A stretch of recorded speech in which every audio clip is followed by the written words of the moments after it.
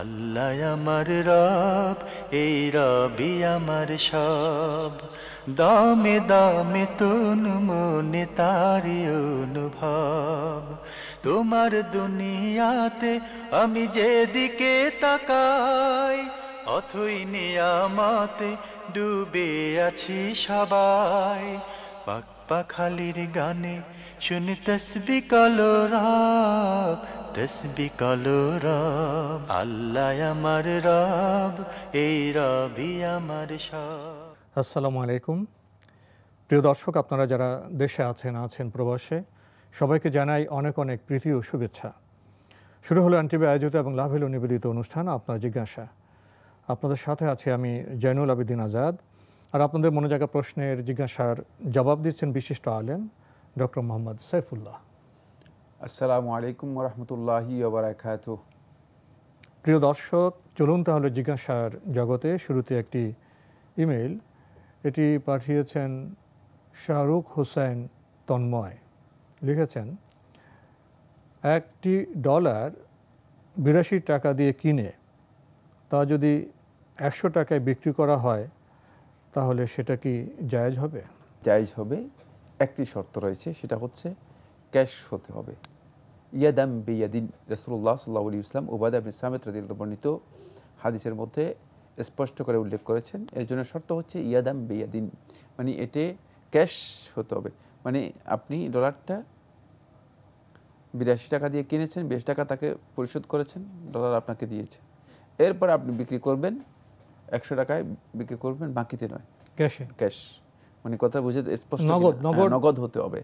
হ্যাঁ, নগদ হতে হবে, ক্যাশ বিক্রি হতে হবে, তাহলে এটি জায়েজ, মানে বাকিতে জায়েজ নেই। আরও লিখেছেন, বাংলাদেশ ব্যাংকে চাকরি করা কতটুকু জায়েজ? এর উপার্জন কি পুরোটাই হারাম হবে? প্রথম কথা হচ্ছে, বাংলাদেশ ব্যাংক বা কেন্দ্রীয় ব্যাংক যেটি রয়েছে, কেন্দ্রীয় ব্যাংক মূলত এটা ম্যানেজমেন্ট প্রশাসনিক দিকটাকে কাজ করে, ব্যাংকগুলোকে নিয়ন্ত্রণ করে থাকে। তাদের এখানে একটা সাইড মানে সুদের লেনদেন রয়েছে, কিন্তু বেশিরভাগ দিক তাদের মূলত সেটা হচ্ছে রাষ্ট্রীয় যে সমস্ত অর্থনৈতিক যে দিকগুলো রয়েছে সেটাকে নিয়ন্ত্রণ করা হয়ে থাকে। এটাকে বলা হয়ে থাকে সিয়াসা আল ইকতিসাদিয়া, মানে ইকোনমিক পলিসি যেটা রয়েছে, পলিসিটাকে মূলত তারা কী করে থাকে, মেনটেইন করে থাকে, নিয়ন্ত্রণ করে থাকেন। তো এক্ষেত্রে মানে সমস্ত কাজ হারাম হবে না। যদি কোনো ব্যক্তির কাজ তার সরাসরি সুদের কোনো সম্পর্ক না থাকে, তাহলে তিনি সে কাজটি করতে পারবেন। যেমন বাংলাদেশ ব্যাংকের গবেষণাগার, ঠিক আছে, লাইব্রেরি, বিশাল একটা লাইব্রেরি রয়েছে, গবেষণাগার রয়েছে, মানে সেখানে ব্যাংকিং সেক্টরে গবেষণার বিষয়গুলো তারা মানে দেখেন, এবং আন্তর্জাতিক জাতীয় ইকোনমিক্সের উপর যে সমস্ত দিকগুলো আছে সেগুলোকে মানে তারা দেখেন, স্টাডি করেন, এবং নতুন কোনো থিম থাকলে সেগুলো মানে পেশ করেন। তো এখানে যদি কেউ চাকরি করে থাকেন, তার সাথে সুদের কোনো সম্পর্ক নেই। সুতরাং আমি মনে করে থাকি যে সুদের সাথে সুস্পষ্ট সরাসরি যদি কোনো সম্পর্ক না থাকে, তাহলে তিনি চাকরি করতে পারবেন, তাহলে এই চাকরিটা হারাম হবে না। কিন্তু যেখানে সুদের সরাসরি সম্পৃক্ততা রয়েছে, সেখানে তাকে অবশ্যই সেক্ষেত্রে চাকরি করা তার জন্য জায়েজ হবে না, যেহেতু ইসলামী শরীয়তের মধ্যে সুদকে হারাম করা হয়েছে। বাকি এই বিষয়টি আলেমদের মধ্যে মানে যে সমস্ত ব্যাংকে সুদি কারবার হয়ে থাকে বা সুদি লেনদেন হয়ে থাকে, এই সমস্ত ব্যাংকে মানে কমন চাকরি করাগুলো, মানে যেগুলো সুদের সাথে সম্পৃক্ত নয়, এই ধরনের চাকরি করা মানে কতটুকু জায়েজ রয়েছে, এই বিষয়টি এই যুগের আলেমদের মধ্যে এ বিষয়ে মানে গবেষণার মধ্যে একটু মতপার্থক্য রয়েছে। একদল ওলামায়ে কেরাম বলেছেন যে যেহেতু সুদ এর মধ্যে রয়েছে, সুতরাং সুদ পরিহার করার জন্য পরিপূর্ণরূপে ওয়াজিব হচ্ছে তিনি কী করবেন, এই সমস্ত চাকরি থেকে নিজেকে দূরে রাখবেন। আরেকদল ওলামায়ে কেরাম বলেছেন না, যেহেতু তার সাথে সুদের কোনো সম্পর্ক নেই, যেমন একজন মানে এটাকে দারওয়ান, গেটম্যান, ঠিক আছে, ওয়াচম্যান, আরেকজন ড্রাইভার, তার সাথে সুদের কোনো সম্পর্ক নেই, মানে সে সুদের কোনো কিছুই মানে তার সম্পৃক্ততা নেই, সে ড্রাইভিং করতেছেন, চাকরি করতেছে। সুতরাং মানে এই ধরনের চাকরি করাটা মানে নাজায়েজ নয়। একদল ওলামায়ে কেরাম বলেছেন, এই যুগের গবেষকদের মধ্যে একদল ওলামায়ে কেরাম বলেছেন এটি নাজায়েজ নয়, কারণ এখানে তার সুদের কোনো কিছুই তার সাথে সম্পৃক্ত হচ্ছে না। সুতরাং কেন, কী কারণে তাকে আমরা বলবো যে তার এই চাকরিটা হারাম হবে? এবং এই বিষয়টি এই যুগের মানে গবেষকদের মধ্যে একজন শেখ আবদুল্লাহ মোহাম্মদ মুতলাক হাফিজাহুল্লাহ তাআলা, তিনি সৌদি আরবের বর্তমান বাদশাহ সালমান ইবনে আব্দুল আজিজ আল সউদ হাফিজাহুল্লাহ তাআলা তার মুস্তাশারদের মধ্যে একজন, উপদেষ্টাদের মধ্যে একজন, এবং সর্বোচ্চ ওলামা পরিষদের মানে একজন আলেমদের মধ্যে একজন, তিনিও এই বক্তব্য দিয়েছেন, তাঁরও বক্তব্য রয়েছে। আর এছাড়াও আরও অন্যান্য আলেমদের বক্তব্য এই বিষয়ে রয়েছে। যাই হোক, মানে যেহেতু এখানে মানে সুদের সরাসরি সম্পৃক্ততা নেই, তাহলে এক্ষেত্রে একদল ওলামায়ে কেরাম বলেছেন এটি জায়েজ হয়েছে। কিন্তু কোনো সন্দেহ নেই, যেহেতু আলেমদের মতপার্থক্য ইখতিলাফ রয়েছে, ওয়াল খুরুজু মিনাল খিলাফি আউলা, এই কায়দাটি ইবনে নুজাইম রাহিমাহুল্লাহ তাআলা এবং জালালউদ্দিন আসুয়ুতি রাহিমাহুল্লাহ তাআলা এই দুজনেই তাদের আশবাহ নাজায়ের মধ্যে উল্লেখ করেছেন, ওয়াল খুরুজু মিনাল খিলাফি আউলা, খেলাফ থেকে বেরিয়ে আসা, ইখতিলাফ থেকে বেরিয়ে আসা, এটা হচ্ছে উত্তম। যদি কেউ মনে করেন যে না, তিনি এই সমস্ত ইখতিলাফের মধ্যে যাবেনই না, সুতরাং তার জন্য উত্তম হচ্ছে তিনি মূলত এই ধরনের কাজে নিজেকে ইনভলভ করবেন না, এই ধরনের কাজ থেকে তিনি নিজেকে বিরত রাখার জন্য চেষ্টা করবেন। কিন্তু একটি বিষয় আমাদের খেয়াল রাখতে হবে, সেটা হচ্ছে এই বাংলাদেশ নয়, পৃথিবীর অনেক দেশেই মূলত চাকরির বিষয়টি স্বর্ণের হরিণের মতো, খুবই এত সহজ বিষয় নয়, এত সহজ বিষয় নয়। সেক্ষেত্রে আমাদেরকে খেয়াল রাখতে হবে যে সেটা হলো এই যে একজন ব্যক্তি বেকার থাকা, সম্পূর্ণরূপে কর্মবিমুখ অবস্থায় থাকা, এটি তার জন্য মানে তার ঈমান, আমল, আকীদা মানে বিপন্ন হওয়ার জন্য এত বেশি মানে কাছাকাছি, যে এত বেশি তার মানে তাকে এদিকে টেনে নিয়ে যাবে যে কোনোভাবে যদি সে কোনো একটা কাজের মধ্যে ইনভলভ থাকে, তাহলে কিন্তু তিনি হয়তো নিজের আমল, আকীদা এগুলোকে হেফাজত করতে পারবেন। সেক্ষেত্রে আমরা মনে করে থাকি যে তিনি তার মাসলাহাত এবং দ্বীনের মাসলাহাতকে সামনে রেখে তিনি মানে এই বিষয়ে সিদ্ধান্ত নেবেন, অথবা একজন যোগ্য আলেমের কাছে পরামর্শ নেবেন, এটি তার জন্য উত্তম হবে। ভাই তন্ময়, আপনি আরও লিখেছেন, কোন কবিরা গুনাহের জন্য চির জাহান্নাম নির্দিষ্ট? কোনো কবিরা গুনাহের জন্য আল্লাহ রাব্বুল আলামিন চিরস্থায়ী জাহান্নাম নির্দিষ্ট করেননি। আল্লাহর বান্দাগণ যদি শিরক করে থাকেন, আর শিরক অবস্থায় যদি তাদের মৃত্যু হয়ে যায়, তাদেরকে আল্লাহ সুবহানাহু ওয়া তাআলা ক্ষমা করবেন না। এটি কোরআনের মধ্যে আল্লাহ রাব্বুল আলামিন স্পষ্ট করে দিয়েছেন, ইন্নাল্লাহা লা ইয়াগফিরু আন ইউশরাকা বিহি, মানে শিরককে আল্লাহ রাব্বুল আলামিন ক্ষমা করবেন না, এটা বলেছেন। বাকি আল্লাহ রাব্বুল আলামিন স্পষ্ট করে দিয়েছেন, কুল ইয়া ইবাদিয়াল্লাযিনা আসরাফু আলা আনফুসিহিম লা তাকনাতু মির রাহমাতিল্লাহ ইন্নাল্লাহা ইয়াগফিরু যুনুবা জামিআ ওয়া ইয়াগফিরু মা দুনা যালিক। শিরক ছাড়া অন্য সবগুলোকে আল্লাহ রাব্বুল আলামিন ক্ষমা করে দিবেন। সুতরাং আল্লাহ রাব্বুল আলামিন মানে আল্লাহর বান্দাদের সমস্ত কবিরা গুনাহগুলোকে আল্লাহ রাব্বুল আলামিন ক্ষমা করে দিতে পারেন। তওবা করলে তো অবশ্যই ক্ষমা করবেন, কোনো সন্দেহ নেই। তাই এই জন্য কবিরা গুনাহের জন্য চিরস্থায়ী জাহান্নাম, এই বিষয়টি যথার্থ নয়। তবে একটি মাসআলার মধ্যে এখানে বক্তব্য রয়েছে, সেটি একটি সূক্ষ্ম মাসআলা, সেটা হলো আল কাতিলু লিনাফসিহি অথবা আল কাতিলু নাফসাহ, যে ব্যক্তি আত্মহত্যা করল, আত্মহত্যাকারী ব্যক্তি সম্পর্কে রাসূলুল্লাহ সাল্লাল্লাহু আলাইহি ওয়াসাল্লাম সহিহ বুখারী হাদিসের মধ্যে বলেছেন, সে যেভাবে আত্মহত্যা করেছে চিরস্থায়ীভাবে জাহান্নামে তাকে সেভাবে শাস্তি দেওয়া হবে। এই হাদিস থেকে এটা বোঝা যায় যে আত্মহত্যাকারী ব্যক্তি চিরস্থায়ী জাহান্নামী হয়ে যাবে, এবং আল্লাহ রাব্বুল আলামিন হয়তো মানে তাকে ক্ষমা করবেন না। এই হাদিস থেকে এটা বোঝা যাচ্ছে, এই হাদিস থেকে এটা বোঝা যাচ্ছে। কিন্তু যতটুকু তাহকিক আমার কাছে স্পষ্ট হয়েছে, মানে এই হাদিসকে সামনে রেখে এবং কোরআনে কারীমের অন্যান্য বক্তব্য সবগুলোকে সামনে রেখে, যেহেতু আল্লাহ সুবহানাহু ওয়া তাআলা গুনাহ ক্ষমার ব্যাপারে আল্লাহ রাব্বুল আলামিনের যে বক্তব্যগুলো রয়েছে, মানে আল্লাহ সুবহানাহু ওয়া তাআলা বারবার এই কথা বলেছেন, ইয়াগফিরু লিমান ইয়াশা ওয়া ইউআযযিবু মান ইয়াশা, মানে আল্লাহ রাব্বুল আলামিন যাকে খুশি শাস্তি ক্ষমা করে দিবেন, যাকে খুশি তাকে শাস্তি দিবেন। সুতরাং এখানে আল্লাহ রাব্বুল আলামিন কাউকে সুনির্দিষ্ট করেন নাই যে মানে অমুককে আল্লাহ রাব্বুল আলামিন শাস্তি দিবেন আর অমুককে শাস্তি দিবেন না। তাই এখানে স্পষ্ট বোঝা যাচ্ছে যে কোরআনে কারীমের নির্দেশনা থেকে স্পষ্ট বোঝা যাচ্ছে মানে এটা আল্লাহ রাব্বুল আলামিনের কমন বিধান, মানে সুন্নাহ আল জাযাইয়্যাহ, আল্লাহ রাব্বুল আলামিনের একটা সুন্নাহ রয়েছে, একটা মানে সিস্টেম বা একটা আসল মূলনীতি রয়েছে, যে মূলনীতির উপর ভিত্তি করে আল্লাহ রাব্বুল আলামিন মানুষদেরকে প্রতিদান দেবেন কিয়ামতের দিন। সেই প্রতিদানের বিষয়টি হচ্ছে আল জাযাউ মিন জিনসিল আমল, মানে বান্দা যেই কাজ করবে ওই কাজের অনুরূপ তাকে কি দেওয়া হবে, প্রতিদান দেওয়া হবে। মানে যেহেতু এই ব্যক্তি আত্মহত্যা করেছে, তার কারণ আত্মহত্যার মানে এই প্রক্রিয়ায় তাকে শাস্তি দেওয়া হবে। এটা হচ্ছে আল্লাহ রাব্বুল আলামিনের সুন্নাহ ফিল জাযা, সুন্নাতুল্লাহি সুবহানাহু ওয়া তাআলা ফিল জাযা, মানে প্রতিদানের ক্ষেত্রে আল্লাহ রাব্বুল আলামিনের সুন্নাহ। কিন্তু আল্লাহ রাব্বুল আলামিন মানে এই যে বিধান, এই বিধানকে আল্লাহ রাব্বুল আলামিন তার রহমতের মাধ্যমে আল্লাহ রাব্বুল আলামিন সেটাকে পরিবর্তন করতে পারেন, কারণ শাস্তির ব্যাপারে আল্লাহ তাআলার বিধান রয়েছে। আল্লাহ তো সে ক্ষমতা আছে, কিন্তু আল্লাহ রাব্বুল আলামিন শাস্তির ব্যাপারে যে ঘোষণা দিয়েছেন সেটা হচ্ছে আল্লাহ রাব্বুল আলামিনের বিধান।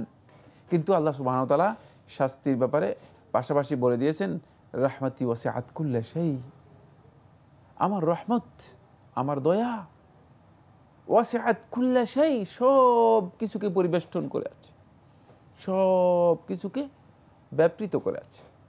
সুতরাং আল্লাহ রাব্বুল আলামিনের দয়া যদি এসে যায়, আল্লাহ সুবহানাহু ওয়া তাআলা হয়তো বান্দাদেরকে ক্ষমা করে দিতে পারেন, সেটা যত বড়ই কবিরা গুনাহ হোক। আপনার বক্তব্য শুনে আমরা কিছুটা চমকিত হয়েছিলাম যে আল্লাহর রহমত এবং তার যে ক্ষমাশীলতা, এই যে বিশাল একটি বিষয়, এবং আল্লাহর যে ক্ষমতা, সে বিষয়ে আমরা কিছুটা ইঙ্গিত পেয়েছি। আবার পাশাপাশি যদি আরও কিছু বিষয় আমরা রাখি, যে মুসলমানদের মধ্যেও 73 কাতার হবে, এক কাতার সহি হবে, এবং শাস্তির যে কঠোর বিধান, জাহান্নামের যে কঠোর বিধান, এগুলো পাশাপাশি রাখলে অনেক সময় আমাদের মধ্যে কিছুটা কনফিউশন সৃষ্টি হতে পারে। এই বিষয়টাকে একটু স্পষ্ট করবেন। আল্লাহ সুবহানাহু ওয়া তাআলা মানে ক্ষমার বিষয়টি যেটা আল্লাহ রাব্বুল আলামিন ঘোষণা করে দিয়েছেন, সেটা আল্লাহ রাব্বুল আলামিনের বিশাল উদারতা। কিন্তু আল্লাহ সুবহানাহু ওয়া তাআলা এর ক্ষমার সাথে আল্লাহ রাব্বুল আলামিন একটি জিনিসকে কায়েম করেছেন, সেটা হচ্ছে আদল, জাস্টিসকে, ইনসাফকে আল্লাহ রাব্বুল আলামিন এখানে কায়েম করেছেন। ফলে আল্লাহ রাব্বুল আলামিন বান্দাদের ক্ষমা করবেন ঠিকই, কিন্তু আল্লাহ রাব্বুল আলামিন সেক্ষেত্রে মানে কোনোভাবেই আল্লাহ সুবহানাহু ওয়া তাআলা মানে জুলম হয় এমন কোনো মানে বিধান আল্লাহ রাব্বুল আলামিনের সুন্নাতের মধ্যে নেই, যেহেতু আল্লাহ সুবহানাহু ওয়া তাআলা জুলমটাকে নিজের উপর হারাম করে নিয়েছেন। ফলে আল্লাহ রাব্বুল আলামিন যারা অপরাধী, পাপিষ্ঠ, মানে অপরাধ করেছেন, তাদেরকে ছেড়ে দিবেন, তাদেরকে মানে আল্লাহ রাব্বুল আলামিন জান্নাতে দিয়ে দিবেন। তাহলে আল্লাহর নেক বান্দাগণ যারা আল্লাহ রাব্বুল আলামিনের আনুগত্য করার জন্য, আল্লাহ রাব্বুল আলামিনের বিধান মানার জন্য যারা কষ্ট করেছে, নিজেদের সর্বস্ব দিয়েছে, নির্যাতিত হয়েছে, শাহাদাত বরণ করেছে, নিজের রক্ত দিয়েছে, তাহলে মানে তাদের মূল্য, মানে তাদের আল্লাহ রাব্বুল আলামিনের কাছে তাদের মূল্য মানে একেবারেই কি হয়ে যাবে, কমে যাবে, তাদের মূল্য থাকবে না। এই জন্য সেখানে আল্লাহ রাব্বুল আলামিন বান্দাদেরকে কী করবেন, সেই মর্যাদায় মানে মর্যাদা দেবেন। ক্ষমার বিষয়টি আল্লাহ রাব্বুল আলামিন এই জন্য ঘোষণা দিয়েছেন যাতে করে আমরা ক্ষমার দিকে যেতে পারি, কিন্তু আমরা হতাশ না হই, ক্ষমার দিকে আমরা অগ্রসর হতে পারি। কারণ আল্লাহ রাব্বুল আলামিনের সবচেয়ে বড় যেই ইবাদতটি আল্লাহর কাছে বেশি পছন্দের, মানে যেটা আল্লাহ রাব্বুল আলামিন যার উপর সবচেয়ে বেশি খুশি হন, সেটাই হচ্ছে ক্ষমার বিষয়টি। তাই আল্লাহ রাব্বুল আলামিন বারবার ক্ষমার কথাটি বলেছেন। আমরা আল্লাহ তাআলার কাছে তওবা করব, ইস্তিগফার করব, ক্ষমা চাইব, আল্লাহ রাব্বুল আলামিন ক্ষমা করবেন। এটা মূলত আল্লাহ রাব্বুল আলামিন বারবার উদ্বুদ্ধ করেছেন। কিন্তু এর অর্থই নয় যে মানে বান্দাগণ মানে শুধুমাত্র ক্ষমার উপর নির্ভর করে বসে থাকবেন, মানে আল্লাহ রাব্বুল আলামিনের কাছে চাইবেন, অথচ নিজেদের কোনো আমল থাকবে না। এই জন্য সত্যিকার আজিজ ওই ব্যক্তি, যে ব্যক্তি মান তামান্না আলাল্লাহ, যে আমল বাদ দিয়ে শুধুমাত্র আল্লাহর কাছে কামনা করতেছে, আল্লাহর কাছে চাচ্ছে যে আল্লাহ আমাকে দিয়ে দিবে। যেন আমরা অনেকেই তো মানে দেখা যায় যে এই যে আপনি বলেছেন যে কথাটা, সেটাই অনেকে বলছে আল্লাহ তো গাফুরুর রাহিম, আল্লাহ তো গাফুরুর রাহিম, ক্ষমা করে দেবেন। মানে এই কথাটাই ভুল। এই কথা ভুল, মানে গাফুরুর রাহিম এই কথা ভুল নয়, এটা ঠিক আছে, আমাদের যে লক্ষ্য এখানে মানে এই বক্তব্যের মধ্যে মানে যেই উদ্দেশ্য আমরা করেছি যে মানে এমনিতেই আল্লাহ রাব্বুল আলামিন ক্ষমা করে দিবেন, আসলে এই বক্তব্য ভুল। এটি শুদ্ধ নয়। খেয়াল রাখতে হবে যে আল্লাহ রাব্বুল আলামিন ক্ষমা করার জন্য আল্লাহ রাব্বুল আলামিন উদ্বুদ্ধ করেছেন, ক্ষমা চাইতে হবে আল্লাহ তাআলার কাছে। সুযোগ আছে, সেই পথে পথ আছে, হতাশা নেই। সেই সুযোগে আপনাকে আসতে হবে। কিন্তু যদি আপনি অপরাধ করে মানে নিজেকে অহংকার করে অপরাধের পরে দাম্ভিক্যের সাথে আবার আল্লাহ রাব্বুল আলামিনের কাছে উপস্থিত হওয়ার চেষ্টা করেন, তাহলে আর সেখানে বাঁচার উপায় নেই। সীমা লঙ্ঘন করে, প্রত্যাবর্তন না করে সীমা লঙ্ঘনের মাত্রা বাড়িয়ে দিলেন। অবশ্যই জাহান্নাম সেখানে আপনার জন্য অপেক্ষা করবে এবং শাস্তি, আল্লাহ রাব্বুল আলামিন শাস্তির যে কথা বলেছেন সেখানে আল্লাহ সুবহানাহু ওয়া তাআলা সামান্যতম কি করবেন না, আল্লাহ রাব্বুল আলামিন জুলম করবেন না। কারণ জুলমটা মানে হতে পারে যে মানে আল্লাহ রাব্বুল আলামিন নেক বান্দাদের মানে তাদের হক এর ব্যাপারে আল্লাহ রাব্বুল আলামিন যদি মানে ঘাটতি করেন তাহলে এটা জুলম হতে পারে। এই যারা নিজেদের জীবন দিয়েছে, সম্পদ দিয়েছে, নিজেদের শ্রম দিয়েছে, নিজেদের মানে অনেক কষ্ট করেছে আল্লাহ তাআলা সন্তুষ্টি অর্জন করার জন্য, আরেকজন অপরাধী সারা জিন্দেগি আল্লাহ তাআলার অবাধ্য হয়, এরপরে মানে সে যদি মানে তাকে যদি আল্লাহ তাআলা ক্ষমা করে দেন তাহলে তো মূলত এখানে একটা এক প্রকারের জুলম হবে, আদল বা ইনসাফ হবে না। সেটা আল্লাহ সুবহানাহু ওয়া তাআলা কখনো করবেন না। আপনি আরো লিখেছেন, একটা কবিরা গুনাহ করলে ৭,০০০ বছর জাহান্নাম, এই কথা কি সঠিক? এই ধরনের কোনো বক্তব্য আমার জানা নেই যে রাসূলুল্লাহ সাল্লাল্লাহু আলাইহি ওয়াসাল্লাম কোনো হাদিস দ্বারা সাব্যস্ত হয়েছে একটি কবিরা গুনাহ করলে ৭,০০০ বছর জাহান্নাম। এগুলো আমরা মানে নিজেরাই আবিষ্কার করে নিয়েছি, শোনা কথা, আমাদের হাদিসের কোনো বক্তব্য নয়। এবার আমাদের হাতে আরো একটি ইমেল, এটি পাঠিয়েছেন সাফাতুল ইসলাম। লিখেছেন, আমরা যখন নামাজ পড়ি জামার হাতা কবজি থেকে নিচে থাকে কিন্তু হিজাব দিয়ে ঢেকে যায়, কিন্তু যখন তাকবীর বলতে হাত উঠাই তখন হিজাব সরে যায়। এখন হাতের কবজি যে দেখা গেল তাতে কি আমার নামাজ হবে? তাহলে কি করব বুঝিয়ে বলবেন? হাতের কবজি বলতে যেটা বোঝাচ্ছেন সেটা তো এটাই, এতটুকু রুস্ক পর্যন্ত না, এটা কবজি বলা হয় না, এটা কিন্তু কবজি বলা হয়। হ্যাঁ, এতটুকু পর্যন্ত আপনার সতরের মধ্যে অন্তর্ভুক্ত হবে না সলাতের মধ্যে। সুতরাং এটি যদি কোনো কারণে বেরিয়ে আসে এতে আপনার সলাত হয়ে যাবে, আপনার সলাত হয়ে যাবে। আমরা জানলাম। প্রিয় দর্শক, আমাদের হাতে আরও একটি ইমেল, এটি পাঠিয়েছেন মুসা রাতুল। লিখেছেন, জোহর এবং আসরের সালাতে কি ইমাম সাহেবের পেছনে সূরা ফাতিহার সাথে অন্য একটা সূরা পাঠ প্রয়োজন, নাকি শুধু সূরা ফাতিহা পাঠ করলেই হবে? সূরা ফাতিহা পাঠ করলে যথেষ্ট হয়ে যাবে, কিন্তু সূরা ফাতিহার সাথে যদি আপনি অন্য সূরা মিলাতে চান তাহলে মিলাতে পারেন, এটি সুন্নাহ করতে পারেন। যদি সূরা ফাতিহার সাথে অন্য সূরা আপনি মিলাতে চান তবে সূরা ফাতিহা পড়লেই যথেষ্ট। আমরা জানলাম। প্রিয় দর্শক, আমাদের হাতে একটি চিঠি, দীর্ঘ চিঠি, এটি পাঠানো হয়েছে নবরণ স্কুল ও কলেজ, নূরপুর, ঢাকা থেকে। আমরা কিছু প্রশ্নের জবাব দিয়েছিলাম, আরও অনেক প্রশ্ন আপনার রয়ে গেছে।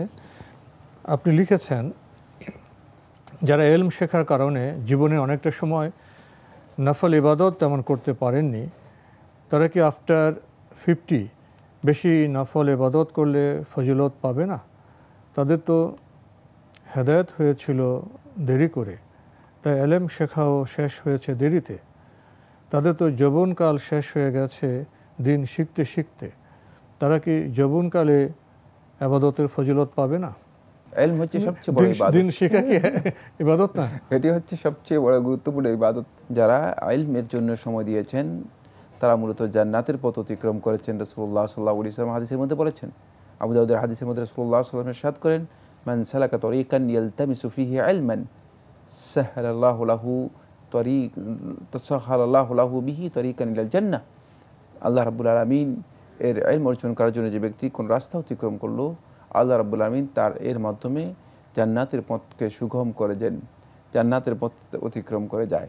সুতরাং ইলমের এই পথটি জান্নাতের পথ, এটি ইবাদত, এবং এটি যারা এর মধ্যে যৌবন যারা ব্যয় করেছেন তারা ওই সমস্ত যুবক, শাবুন নাশআ ফি ইবাদাতিল্লাহ, ওই যুবক যে যুবককে আল্লাহ সুবহানাহু ওয়া তাআলা ওই হাশরের ময়দানে, যেখানে আল্লাহ রাব্বুল আলামিনের আরশের ছায়া ছাড়া কোনো ছায়া থাকবে না, সেখানে আল্লাহ রাব্বুল আলামিন যাদেরকে তার আরশের নিচে ছায়া দেবেন তাদের মধ্যে একদল হচ্ছে শাবুন নাশআ ফি ইবাদাতিল্লাহ, এমন যুবক যে যুবক আল্লাহ রাব্বুল আলামিনের ইবাদতের মধ্যে নিজের জীবনকে, যৌবনকে কাটিয়েছে, তার মধ্যে তিনি অন্তর্ভুক্ত হবেন, কোনো সন্দেহ নেই।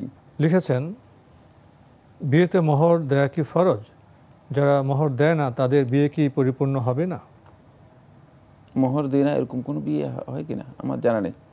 বিয়েতে মোহর দেওয়া ফরজ মানে আল্লাহ সুবহানাহু ওয়া তাআলা কোরআনে কারীমে কাদ আলিমনা মা ফারাদনা আলাইহিম ফি আজওয়াজিহিম, আল্লাহ তাআলা বলতেছে মা ফারাদনা, মানে কোরআনের মধ্যে একটা আয়াত বা দুইটা আয়াতের মধ্যে আল্লাহ রাব্বুল আলামিন ফরজের কথা ডিক্লারেশন করেছেন। তার মধ্যে এইটা বিয়ের মানে মোহরের বিষয়টি, মা ফারাদনা আলাইহিম ফি আজওয়াজিহিম, তাদের স্বামীদের উপর আমি যা ফরজ করেছি, আল্লাহ তাআলা বলতেছেন। এখান থেকে বোঝা যাচ্ছে যে এটি ফরজ, যে কোনো সন্দেহ নেই। আর কোন বিয়েতে মানে মোহর দেওয়া হয় না? মোহর না দেওয়া হলে সেই বিয়ে মূলত সত্যিকার অর্থে মানে ইসলামের বিধান অনুযায়ী বিয়ে হয়নি। অবশ্যই তাকে মোহর আদায় করতে হবে। যদি নির্ধারণ করা না থাকে, পরবর্তীতে ওয়াজিব হচ্ছে সেটা নির্ধারণ করে আদায় করতে দিতে হবে, অন্যথায় এই হক কিয়ামতের দিন তাকে আদায় করতে হবে। তো আজকে আমাদের এখানে শেষ করতে হচ্ছে। আপনাকে অনেক ধন্যবাদ। আপনাকে অনেক ধন্যবাদ। প্রিয় দর্শক, আমরা এতক্ষণ দেখছিলাম এনটিভি আয়োজিত এবং লাভেলো নিবেদিত অনুষ্ঠান আপনার জিজ্ঞাসা। আমাদের এই অনুষ্ঠান আপনারা এনটিভি অনলাইনেও দেখতে পারবেন। ভিজিট করুন www.ntvbd.com। এছাড়া ইউটিউব এবং আমাদের ভেরিফাইড ফেসবুক পেজে অনুষ্ঠান দেখতে পারবেন। বিয়ে তো খুব সুন্দর বিষয়। মানব জাতি যতদিন টিকে থাকবে, বিয়ের যে প্রথা পদ্ধতি এটা অব্যাহত থাকবে। আমরা জানলাম বিয়ের মধ্যে মোহর খুবই গুরুত্বপূর্ণ একটি ফরজ বিষয়। এ বিষয়ে আমাদের সচেতন থাকতে হবে, আদায়ও করতে হবে। চিঠি লিখুন, প্রশ্ন পাঠান আমাদের ঠিকানায়। পরিচালক আপনার জিজ্ঞাসা, এনটিভি, বিএসসি ভবন, 7ম তলা, 102 কাজী নজরুল ইসলাম এভিনিউ, কারওয়ান বাজার, ঢাকা 1215। আপনারা ইমেলও করতে পারেন। আমাদের ইমেল অ্যাড্রেস আপনার জিজ্ঞাসা @ntvbd.com। প্রিয় দর্শক, মহান আল্লাহ আমাদের সবাইকে নিরাপদে রাখুন, রাখুন শান্তিতে। আসসালামু আলাইকুম। আল্লাহ আমার রব, এই রবি আমার সব, দামে দামে তুন মনে তারি অনুভব। আল্লাহ আমার রব, এই রবি আমার সব।